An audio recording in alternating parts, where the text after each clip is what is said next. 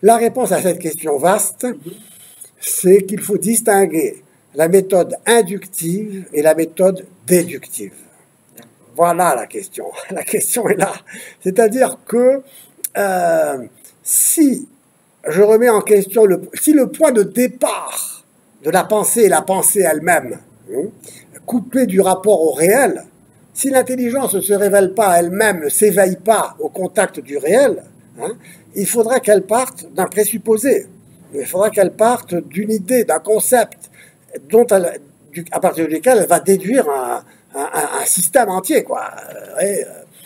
Par exemple, les théologiens ou les philosophes ou les métaphysiciens, les platoniciens, le platonisme, le néoplatonisme, partira d'une conception de Dieu, du principe de l'un.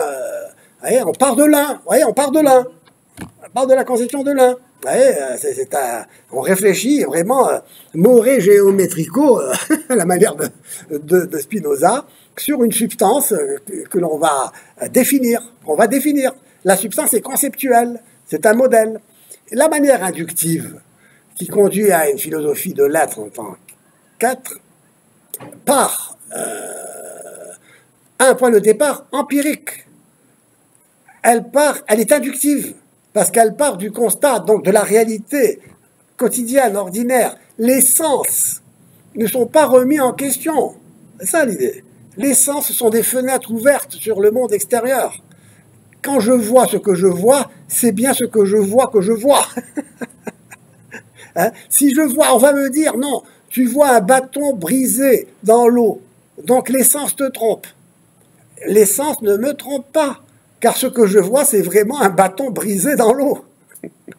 Alors que la réalité, quand je sors le bâton de l'eau, c'est que le bâton est vraiment un bâton droit comme un bâton, comme un vrai bâton réel. Donc, l'exemple du bâton brisé dans l'eau, ne permet pas de fonder une remise en question des sens comme point de départ de la réalité, comme point de départ de l'étonnement, de la réflexion, du Thomas Sein, du philosophé. C'est pourquoi la pensée platonicienne, cartésienne, idéaliste, commence par s'enfermer dans son poil, fermer les yeux à la réalité physique. D'ailleurs, aujourd'hui, disons, avec l'intelligence artificielle, on va s'apercevoir que le seul repère vraiment valable pour se mettre d'accord sur ce qui est vraiment ce que nous voyons, ce sont les sens biologiques. Désormais, c'est seulement ce que je vais pouvoir voir avec mes yeux de chair et qui sera un critère pour m'assurer que ce que je vois, c'est bien ce que je vois. Alors que l'intelligence artificielle, maintenant, me permet de construire le réel, de me faire même entendre des discours qui n'ont jamais eu lieu, de me faire voir des images qui ne correspondent pas à la réalité, qui ne rendent pas à la réalité. Donc, on s'aperçoit que les sens, on ne peut pas en douter, parce que en tant qu'ils sont une ouverture sur le monde. Mais, attention, on n'est pas dans l'empirisme à la Hume, à la David Hume, pour lequel on ne peut connaître que ce que les sens empiriquement me montrent. Pourquoi? Parce que nous sommes dans un contexte non dualiste, à la manière de Platon ou de Descartes. Car le corps et l'esprit sont intimement liés comme la matière et la forme. C'est là où on voit que la substance n'est pas composée uniquement de forme. C'est-à-dire que la matière ne se réduit pas à la forme, qui serait notre forme. C'est ça la composition a parterei de Duns Scott, non qui est composée de forme uniquement. Oui, alors donc, ce que je veux dire d'abord, pour continuer d'abord mon raisonnement, donc là, la matière, les sens, n'est-ce pas, doivent être légitimés. Donc c'est ça, ce que je veux dire, c'est que, bon, nous sommes dans une conception, non pas dualiste, mais illémorphique, pour laquelle ce qui atteint le corps atteint l'esprit, pour laquelle rien n'est dans l'intelligence qui ne soit passé par les sens. Vous voyez, ce n'est pas, c'est ce que j'ai exclué, l'empirisme à la David Hume, qui réduit toute la connaissance à l'appréhension des sens. Or, les sens, dans un corps chez un animal doté de raison, l'animal doté de raison est un animal. Mais justement parce que, avec le corps, il est au contact du monde réel, extérieur. Et il ne se réduit pas à sa raison uniquement. C'est ça ce qui est intéressant dans cette définition de l'homme comme étant un animal raisonnable. C'est que tout ce qui est dans l'intellect passe par les sens, car il est un corps plongé dans le monde. Et il n'est pas uniquement un esprit pur. Et donc, si je veux déduire de la position d'un esprit pur la réalité, je vais aboutir à la réalité comme, encore une fois, un concept, quoi. La matière sera un concept, sera une forme, tiens. Oui, Ou la chose elle-même. À part de la chose. Voilà. C'est-à-dire, oui, c'est ça, à partir de la chose réelle. Voilà, à partir de la chose en tant qu'elle est donnée dans l'existence. Distinguer une chose telle qu'elle est donnée dans la réalité de la chose telle qu'elle est donnée dans l'intellect. Voilà. Esse in re, esse in intellectu. L'être qui s'imprime dans l'intellect, qui tombe dans l'intellect, mais qui s'imprime, quoi, qui s'écrase un peu sur l'intellect, si on peut dire, quoi. Et c'est pourquoi la question devient vitale de savoir qu'est-ce qu'une chose. Voilà. Une substance est composée de formes. Vous comprenez ? Uniquement de formes. Voilà, uniquement de forme. Voilà, parce que la matière elle-même est considérée comme une forme. Donc il fait de la substance. Et pourquoi ? Parce que tout est essence. Voilà. C'est ça ce que j'appelle l'oubli de l'être chez Duns Scott, dans la revue de Noésis consacrée à Duns Scott. Tout est essence. Toute l'essence sans l'être. Mais il n'y a pas de matière chez Scott. Mais la matière, c'est une forme. C'est une forme. Alors, et attention, nous sommes ici passés d'une métaphysique de l'être en tant qu'être à une philosophie qui se réduit à une philosophie de la connaissance. oui, c'est ça. Il n'est plus, la métaphysique n'existe plus comme philosophie première qui a pour objet l'être en tant qu'être. Oui, c'est comme La philosophie maintenant, c'est la philosophie de l'être en tant qu'il est intelligé. Que tout ce qui tombe dans l'intellect s'écrase un peu comme un cachet sur l'intellect. voilà. Mais Et de telle manière que ce que je perçois, tout ce qui tombe dans l'intellect s'imprime dans l'intellect de sorte que ce que je sais, que ce que l'intellect intellige, ce n'est pas la réalité extérieure à l'intellect, c'est ce que l'intellect intellige à travers cette impression, puisque l'intellect ne peut concevoir que ce qui est conçu en tant que cela est. La substance est composée indissociablement, le mot indissociablement est important, de matière et de forme. La matière n'est pas la forme n'est pas la matière, mais il n'y a pas d'étang concret fini, déterminé. Dans cet étang, la matière n'est jamais sans la forme et la forme jamais sans la matière. Avicenne va dire, et bon, ça c'est très important, donc je l'ai dit, il va réduire la substance à l'essence. C'est-à-dire que le mot substance et le mot essence signifient la même chose dans la mesure où l'essence, c'est ce qui me permet de définir ce qui est en tant qu'il est, composé de matière et de forme. Je sors donc de l'aidos platonicien, pour Platon, pour qui l'aidos c'est la substance, alors que la substance pour Aristote c'est la matière et la forme. Ce n'est pas la forme. Avicenne va dire, comme Thomas d'Aquin, et c'est pourquoi Avicenne est important, la substance n'existe pas en étant réduite uniquement à la matière et à la forme. Si je veux parler d'une substance qui existe réellement, je ne peux pas la réduire uniquement à la matière et à la forme. Si je réduis une substance à la matière et à la forme, je parle de ce qui définit une substance comme ce qu'elle est, c'est-à-dire composée de matière et de forme. Mais je ne dis pas qu'elle est. Je dis ce qu'elle est. Je ne dis pas qu'elle est. C'est pourquoi après je dis que l'être s'ajoute de l'extérieur à l'essence chez Avicenne, alors que l'être chez Thomas d'Aquin est de l'intérieur, constitue de l'intérieur l'étang. De sorte que l'essence et l'acte d'être se juxtaposent dans la pensée d'Avicenne en s'additionnant l'une à l'autre, car elles demeurent extérieures l'une à l'autre, l'essence et l'être. Il demeure une distinction réelle. Saint Thomas va dire non, c'est une composition. Ça compose. Ce n'est jamais l'un sans l'autre. Ce n'est jamais l'un sans l'autre. Et c'est pourquoi ce qui définit la substance, ce n'est pas uniquement son essence, la matière et la forme, mais le fait qu'elle soit fondée sur un acte d'être, n'est-ce pas, qui unifie tout ce que la substance, ce que l'essence est, la substance, c'est-à-dire matière et forme. Donc il y a une superposition de distinction, matière-forme, puissance-acte aussi, bien enfin bon, et puis, c'est pas la peine de parler, et puis donc une juxtaposition, et puis une distinction essence-être. Pour voir si j'ai bien compris. La substance n'existe pas tant qu'elle n'a pas reçu l'être. Ah, La substance se définit, comme l'essence qui a reçu. la substance réelle se définit comme une essence qui a reçu l'être. Mais est-ce qu'il y a une substance intentionnelle? Non. Non, l'intentionnalité c'est autre chose, c'est l'intellect qui saisit les choses comme qui ne saisit que ce qui est. L'être tombe dans l'intellect, s'écrase comme un cachet, et de l'être ne reste que le cachet, l'impression, hein, de telle manière que l'intellect ne saisit n'est qu'une pure intentionnalité, ouverte mais jamais sans atteindre l'intentionnalité, la conscience.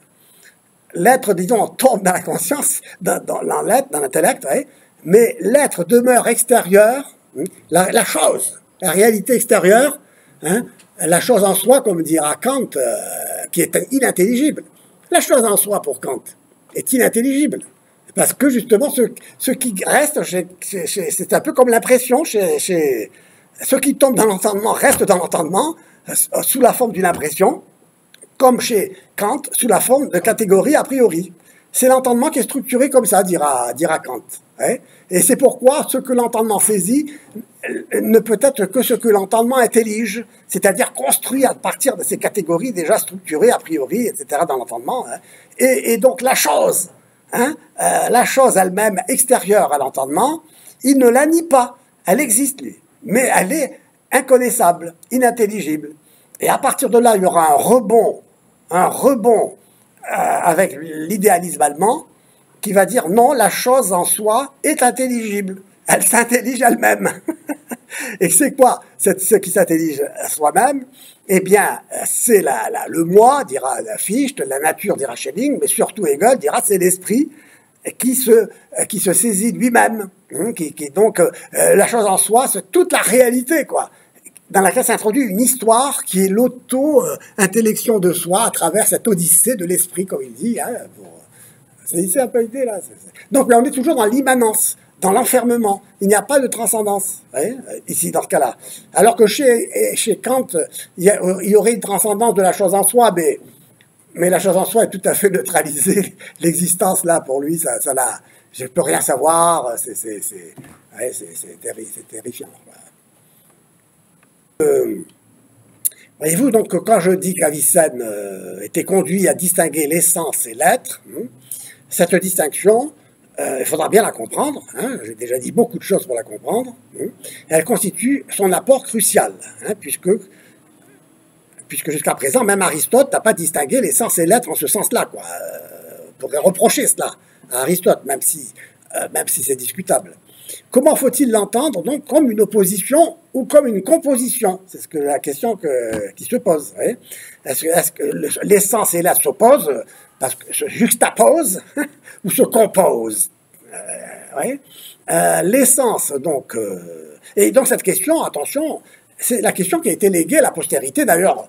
C'est ce qu'on a vu quand on a réfléchi tout à l'heure, en allant jusqu'à Hegel, en allant jusqu'à Heidegger, jusqu'à la pensée contemporaine. Donc c'est une question qui est le nerf du questionnement proprement métaphysique. Qu'est-ce qui est? De quoi parle-t-on? Qu'est-ce que la réalité?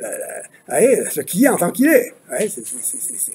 Donc l'essence désigne ce qui est, non l'être de ce qui est. L'humanitas de l'homme, non l'homme Socrate. L'animalitas de l'animal, de cet animal-ci. L'équanitas, et non bucéphale, l'exemple de... Donc, elle a un caractère universel, cette essence. C'est pourquoi elle peut se prédiquer de plusieurs sujets, mais sans se confondre avec eux.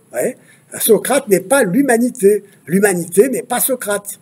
Socrate est un homme, mais parce que, n'est-ce pas, on peut dire Platon, de Saïd ou d'Omar, comme pour prendre les exemples que ce sont des hommes. Mais aucun d'eux n'est l'humanité. Ouais. Ici, il y a un problème logique aussi concernant l'universel, les universaux, le problème des universaux. L'universel, dit Ibn Sina, ou Avicenne, est ce dont la représentation, prise en elle-même, n'exclut pas qu'il soit attribué à plusieurs sujets. Ouais.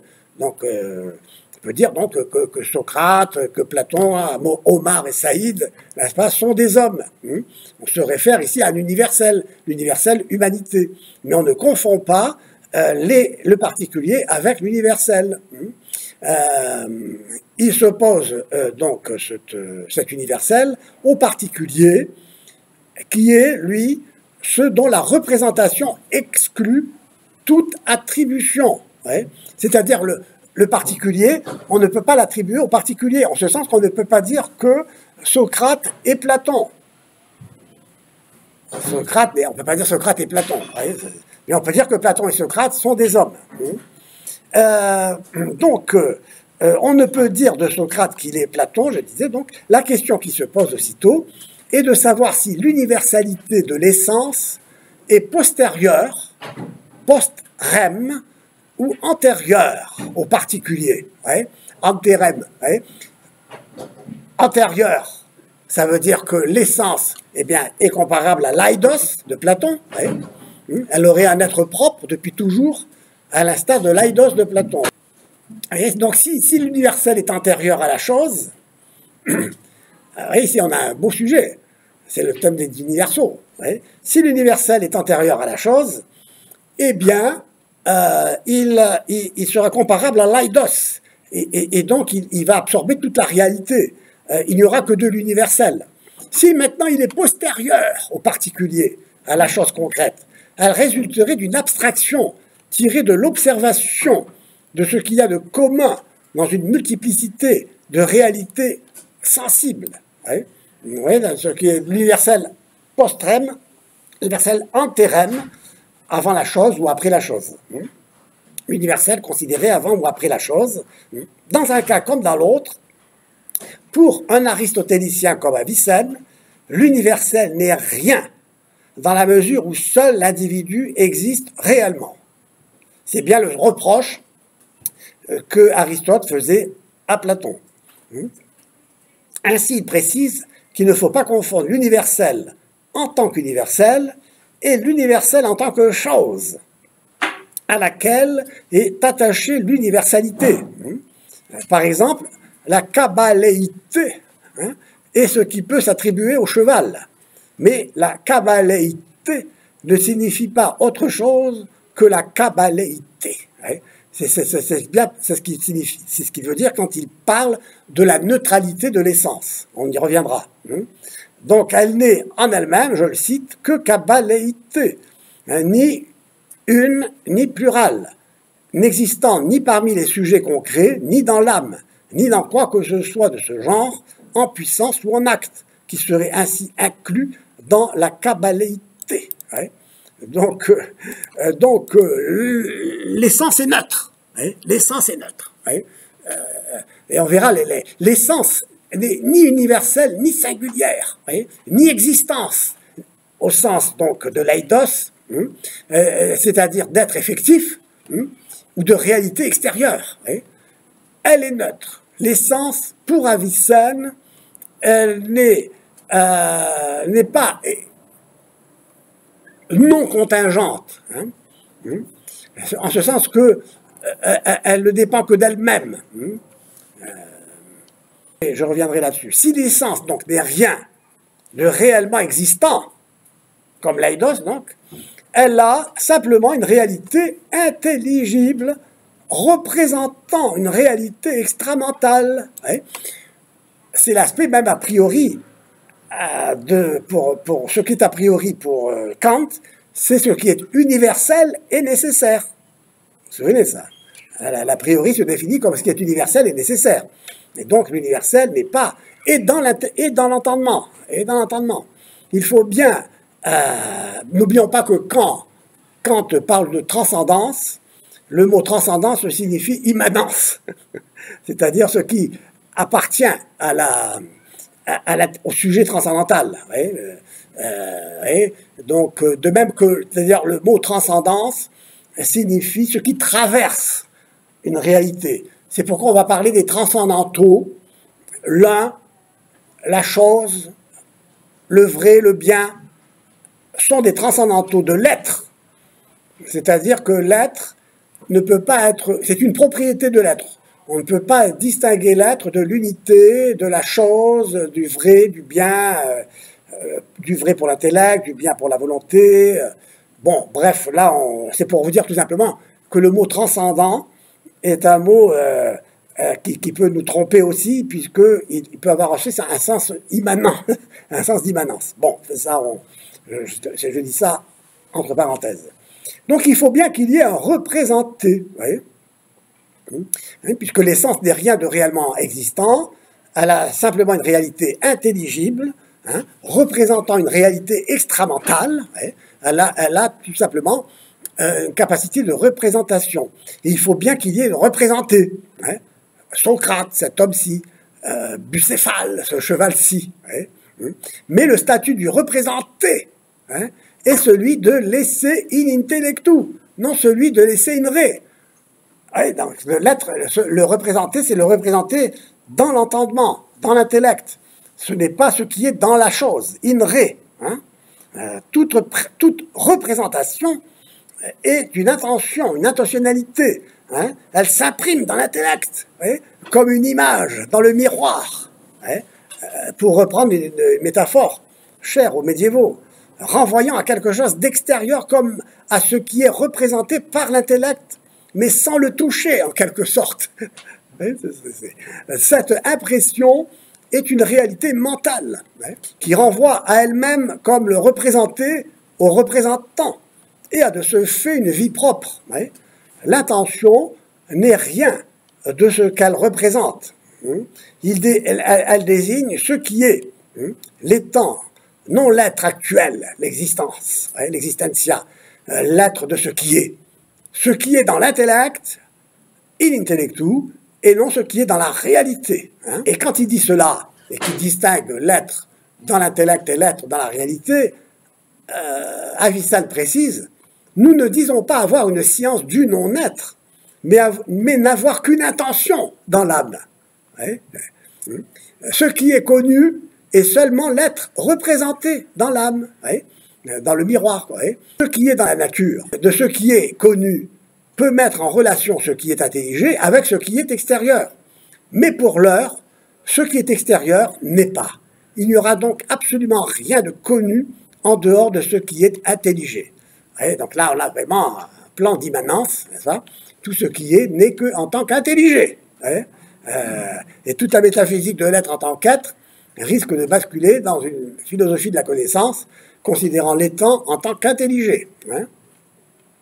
Donc cette doctrine est en relation avec la notion d'essence neutre. L'essence qui désigne ce qui est, mais indifférente à l'être de ce qui est.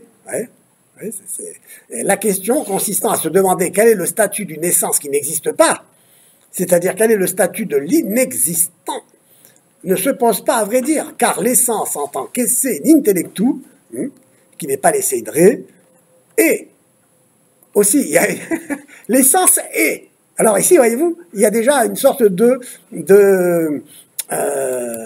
de l'essence, un esse essentiae, qui va être l'objet d'ailleurs d'une source de mécompréhension. Il faut donc se demander plutôt de quelle nature est le rapport de l'étant comme intentionnalité de l'intelligence à la réalité concrète, à l'être actuel, effectif, à l'existence, si l'on veut, au sens d'existentia. Donc si l'essence définit ce qui est, l'étant en tant qu'étant, non l'étant en tant qu'il est, c'est-à-dire si l'essence définit ce qui est en tant que réalité intelligible, en tant qu'être mental, intentionnel, celui-ci ne saurait se confondre avec l'être effectif, l'existentia. Très important, oui, pour après comprendre la pensée phénoménologique aussi, celle de Heidegger aussi. Il s'agit donc de se demander quel rapport entretient l'étant, c'est-à-dire ce qui est, donc l'être de l'essence aussi, avec l'être actuel et effectif. L'être qui existe là, dehors. Donc pour Avicenne, l'étant n'est pas l'être effectif ou l'être actuel, et signifie ce qu'il y a de plus déterminable. Ouais, c'est l'intellect qui va déterminer ce qui est, et de telle manière que déjà on voit ici une séparation entre l'essence et l'être. Il est donc ce qui est le plus indéterminé. Il est dès lors légitime de se demander si une chose, une res, existe ou pas, puisqu'elle n'est que ce que je peux déterminer. Ouais. Et la question ne se pose tout simplement pas, puisque la chose, comme l'étant, est une intention imprimée dans l'intellect. Ouais. La chose est saisie en tant qu'être de manière intentionnelle, saisie comme ce qui est. Certes, il n'en existe pas moins une chose qui est un être effectif, mais cet être extérieur est extérieur à l'essence et comme neutralisé à son tour. Ouais. Et donc, ici, la question est importante, le statut donc de l'être de l'essence, ouais, et de l'être de ce qui est en tant qu'il est extérieur à l'essence. Bon, je m'arrête ici, on reviendra là-dessus, parce que donc il y a beaucoup à dire et comme vous le voyez, c'est très important.